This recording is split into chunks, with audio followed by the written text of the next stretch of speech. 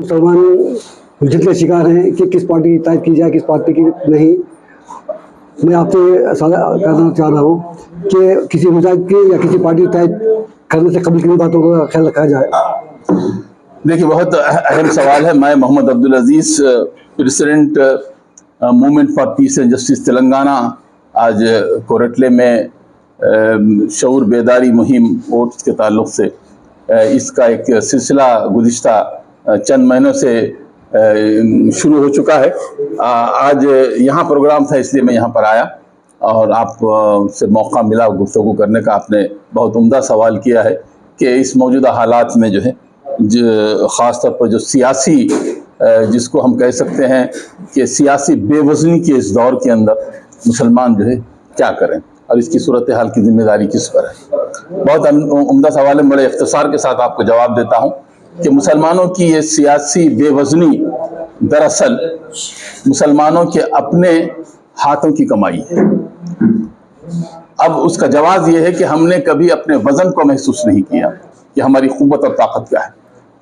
हमारे जहन में कोई ना कोई खौफ हर दौर के अंदर छाया रहा। कभी जागीरदारों का खौफ, तो कभी सेकुलर जमातों का खौफ, तो कभी फ़िरक़ा परस्त जमातों का खौफ, तो कभी अपनी ही जमातों से हम डरने और दबने लगे। ये आम मुसलमानों के अंदर इस खौफ ने उनकी सलाहियतों को बड़ी हद तक कमज़ोर करके रख दिया। ये बुनियादी वजह हमारी है। अगर हम अपनी क़ुव्वत को जान लेते, ताकत को जान लेते, तो फिर समझिए कि इस मौजूदा सूरत हाल का शिकार ना होते। दूसरी बात कि इस ये मौजूदा हालात के अंदर तो वो हालात ये है कि हमने अपनी तकदीर दूसरी सियासी समाजी जमातों से वाबस्ता कर रखी है, जबकि हमको अपनी तकदीर ख़ुद बनानी थी अपनी तदबीर के ज़रिए, ताकि हम अपने क़ुव्वत को मुज्तमे कर सकें, अपनी सफ़ों में इत्तिहाद पैदा कर सकें, अपना एक मरकज़ सियासी बना सकें और अपनी गुफ्तगू के अंदर दमख़म पैदा कर सकें। दुनिया उसी की बात को सुनती है जिसकी बात के अंदर दम होता है और उसकी बात को नज़रअंदाज कर देती है जिसके पास कहने के लिए कोई दमदार गुफ्तगू नहीं होती। तीसरी बात जो मैं आपसे कहना चाहता हूँ वो ये कि मुसलमानों को हम हमेशा ये एहसास दिलाते हैं, एमपी तेलंगाना भी, मैं आज आपके इस सियासत के माध्यम से भी कहना चाहता हूँ कि हमें जो है ये सोचना चाहिए, फ़िक्र पैदा करनी चाहिए खुद हम में भी और हमारी आने वाली नस्लों में भी, कि हम इस मुल्क के अंदर कोई किराएदार नहीं है कि मिसाल के तौर पर किसी के रहम और करम के ऊपर हम रहें। सियासी जमातें इस कोशिश में लगी हैं कि मुसलमानों को सियासत के अंदर हाशिए पर रखा जाए। नतीजा क्या निकला? मुल्क की सबसे बड़ी सियासी जमात जिसे कहा जाता है, वो सियासी जमात जो है मुसलमानों को एक भी एमएलए एमपी का सीट देने के लिए तैयार नहीं है, जिसकी जिंदा मिसाल यूपी, मध्य प्रदेश और हिंदी बेल्ट के होने वाले इंतखाबात के अंदर ये मुकम्मल तौर पर मुस्लिम मुक्त अभियान है, मुस्लिम मुक्त इंतखाबात है।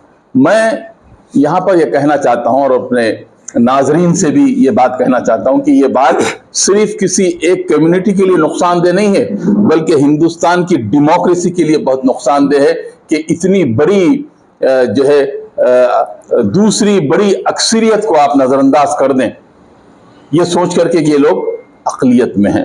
तो इस रुझान ने भी कि हम किसी जमात के रहम करम के बजाय अपनी क़ुव्वत और ताकत का इस्तेमाल करें।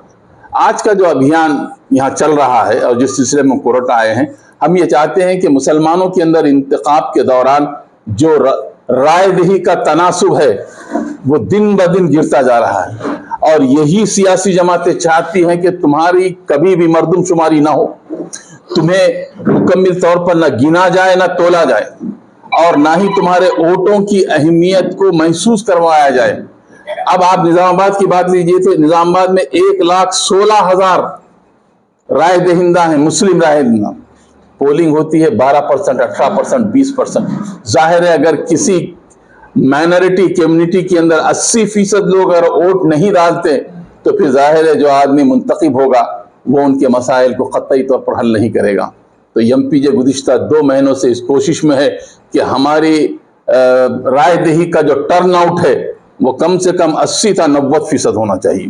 اس کے لیے ہم نے کھمم کا، ہم نے اس کے لیے محبوب نگر کا، اس کے لیے نلگنڈے کا، اس کے لیے حیدرآباد کا، اس کے لیے نظام آباد اور پھر آج کورٹلے کا دورہ کیا ہے، اور دورے کرتے جائیں گے تاکہ لوگوں میں شعور پیدا کرے کہ اس لیے کہ بہت سارے ایسے مقامات ہوتے ہیں، ہم چاہتے ہیں کہ فرقہ پرستوں کو شکست دیں، لیکن فرقہ پرست 2000 3000 5000 ووٹوں سے جیت جاتا ہے، اور وہاں کی مسلم آبادی اور سیکولر آبادی میں 80% وہ لوگ ہوتے ہیں جو ووٹ نہیں ڈالتے.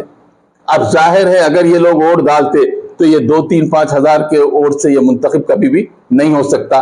تو میں سیاست کے ناظرین سے کہنا چاہتا ہوں کہ اگر بی جے پی منتخب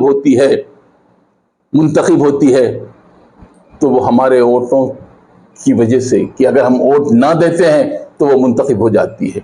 یہ تجزیہ بنگلور کے اندر بھی ہوا، یہ تجزیہ رائچور میں بھی ہوا، کرناٹک کے اندر بھی ہوا کہ وہ مقامات جہاں پر مسلم آبادی ووٹ دینے کے لیے نہیں آئی، 1000 2000 5000 ووٹوں سے دوسرا آدمی منتخب ہو جاتا ہے جو فرقہ پرست ہے، جو ماب لنچنگ کرتا ہے، جو مطلب حجاب کے مسئلے کو فرقہ وارانہ رنگ دیتا ہے، جو لوگوں کو کالج جانے سے روکتا ہے، وہ لوگ منتخب ہو کر آتے ہیں. اب سوال ہے ہم کس کو بلیم کریں؟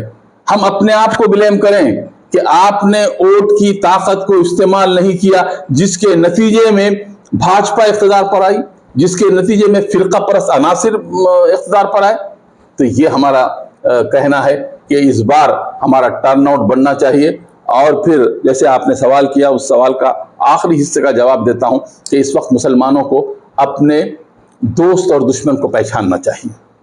اور دوست اور دشمن سے مراد یہ ہے کہ دشمن صرف وہی نہیں ہے جو فرقہ پرستی کی سرپرستی کرتا ہے، دوست وہ نہیں ہے، دشمن وہ نہیں ہے جو مسلم مکت بھارت چاہتا ہے، بلکہ دشمن وہ بھی ہے جو اس دشمن کا ساتھ دیتا ہے، جو ہماری صفوں کے اندر موجود ہے. ہم ان کو پہچاننے کی کوشش کریں. اگر ہم ان کو پہچان جائیں تو ان کو اسی صف میں لا کر کھڑا کریں، کیونکہ جتنے دشمن فرقہ پرست ہیں اتنے ہی مسلمانوں کے لیے نقصان دہ وہ لوگ ہیں جو ان فرقہ پرستوں کی پشت پناہی کرتے ہیں، خواہ ظاہر میں کریں خواہ